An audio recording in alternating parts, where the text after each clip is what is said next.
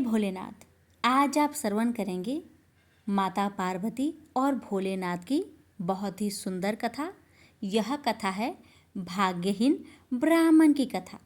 कहते हैं कि विधि ने जो जिसके भाग्य में लिख दिया है उसे देवी देवता भी नहीं बदल सकते।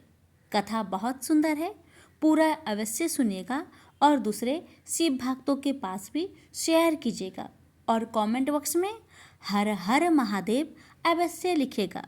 कथा इस प्रकार है।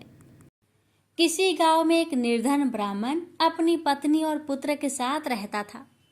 ब्राह्मण को गांव से जो भिक्षा मिलती उसी से वह अपने परिवार का भरण पोषण करता था।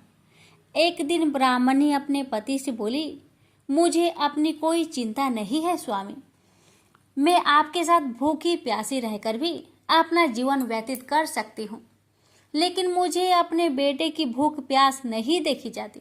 अमन बोला, मैं तुम्हारी भावनाओं को समझता हूँ प्रिय, लेकिन भाग्य का लेख को विधाता भी नहीं बदल सकता। हमारे भाग्य में निर्धन रहना ही लिखा है। ब्राह्मणी बोली, भाग्य के भरोसे बैठे रहना मूर्खता के सिवा कुछ नहीं। अगर इंसान कोशिश करे तो वह कर्म करके अपने भाग्य को बदल सकता है।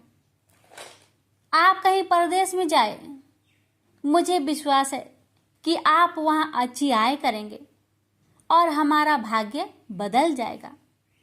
ब्राह्मण बोला, तुम्हारी बात तर्क संगत है प्रिय, मगर मुझे भिक्षा मांगने और पंडिताई के सिवा कोई काम नहीं आता।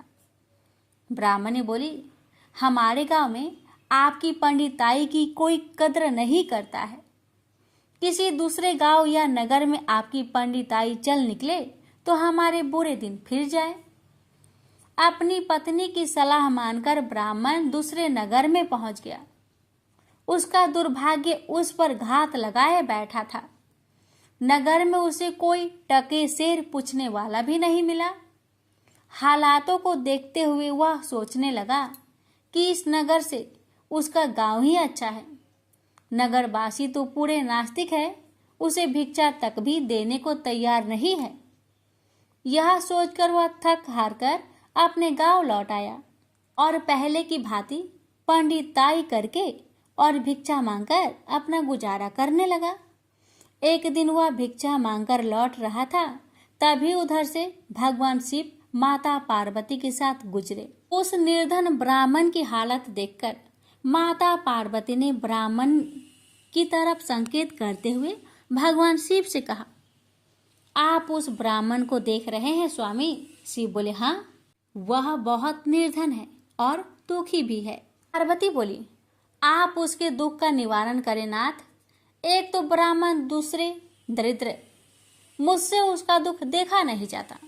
शिव बोले, यह मृत्यु लोक है प्रिय, जहाँ हर प्राणी किसी न किसी दुख से त्रस्त है।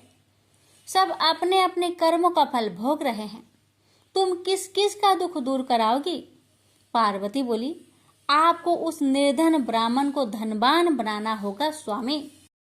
शिव बोले, वह भाग्यहीन है पार्वती, उसके भाग्य में फटे पुराने कपड़े और रूखा सूखा भोजन ही लिखा है। मगर पार्वती अपनी जीत पर अड़ी रही। अंत में हारकर शिव को पार्वती की बात माननी पड़ी। उन्होंने उस रास्ते में, जिस रास्ते से ब्राह्मण जा रहा था, सोने की एक ईंट डाल दी। अचानक ब्राह्मण को क्या सूझा? उसने सोचा कि वह आंखें बंद करके कितनी दूर चल सकता है। यह सोचकर वह अपनी आंखें बंद करके चलने लगा और सोने की ईंट के बिल्कुल समीप से होकर आगे गुजर गया। काफी दूर आगे जाने के बाद ही उसने अपनी आंखें खोली। यह देख भगवान शिव मुस्कुराते हुए बोले, हमने तुमसे कहा था ना प्रिय कि वह ब्राह्मण भाग्यहीन है। भाग्यहीन मनुष्य कभी धन प्राप्त नहीं कर सकता।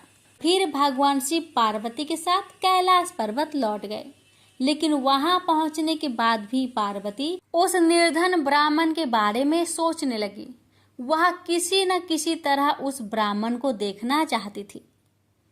पार्वती को उदास देखकर भगवान शिव ने पूछा, क्या बात है प्रिय, इतनी उदास क्यों हो? पार्वती ने भगवान शिव से निवेदन किया, स्वामी, उस निर्धन ब्राह्मण का परिवार 3 सदस्यों का है, उनमें आप किसी एक को धनवान बना दे। ब्राह्मण परिवार की दरिद्रता मिट जाएगी। आप उन तीनों को एक एक वर दे। मुझे उम्मीद है कि वे तीनों आपसे दौलत का वर ही मांगेंगे। इस तरह वे धनवान बन जाएंगे। शिव बोले, ठीक है प्रिय, जैसा तुम चाहोगी वैसा ही होगा। और फिर कुछ दिनों के बाद भगवान शिव पार्वती के साथ ब्राह्मण के घर पहुंचे। साक्षात भगवान शिव और पार्वती को देखकर ब्राह्मण परिवार आत्मा विभोर हो उठा। उन्होंने भगवान शिव और पार्वती के चरण स्पर्श किए। शिव बोले, मैं तुम तीनों को एक एक वर देना चाहता हूँ। तुम तीनों अपनी इच्छा अनुसार वर मांग सकते हो। ब्राह्मणी उतावला होते हुए बोली, पहले मुझे वर दीजिए प्रभु।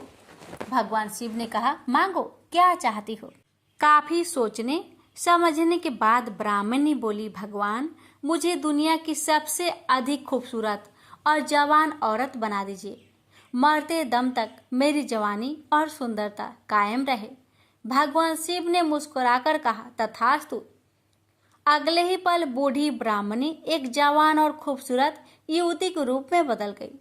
उसी समय उनके घर के सामने से गांव के जमींदार का पुत्र गुजर रहा था, जो घोड़े पर सवार था।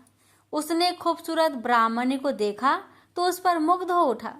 वह इस खूबसूरत ब्राह्मणी से शादी करेगा। यह सोचकर उसने उसे अपने घोड़े पर बैठाया और घोड़ा अपनी हवेली के तरफ दौड़ दिया।